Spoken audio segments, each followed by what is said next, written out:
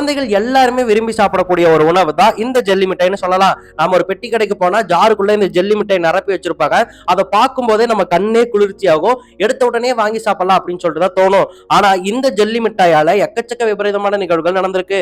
உதாரணத்துக்கு 2017ஆம் ஆண்டு கேரளாவின் கோழிக்கோட் பகுதியில 4 வயதே ஆன யூசப் அப்படிங்கிற சிறுவன் இந்த ஜெல்லி மிட்டாயை வாங்கி சாப்பிட்டிருக்கான். வாங்கி சாப்பிட்ட உடனே அந்த ஜெல்லி மிட்டாயானது அவன் தொண்டையில சிக்கிருச்சு. ஜெல்லி மிட்டாய் தொண்டையில சிக்கிச்சுன்னு சொன்னா மற்ற கேண்டி மாதிரி அது கிடையாது இல்லையா? சோ கரையாது, தொண்டைக்குள்ளேயே சிக்கிரும். அப்படி சிக்கினதால அவன் மூச்சு திணறல் ஏற்பட்டு இறந்தே போயிட்டான். இதனால என்ன பண்ணாங்கன்னு கேட்டீங்கன்னா, கேரளா அரசாங்கம் கோழிக்கோடு பகுதியில ஜெல்லி மிட்டாயை விற்பனை செய்யக்கூடாதுன்னு சொல்லிட்டு கோழிக்கோட்ல ஜெல்லி மிட்டாய்க்கான விற்பனையவே 2017ஆம் ஆண்டு தடை பண்ணியிருந்தாங்க.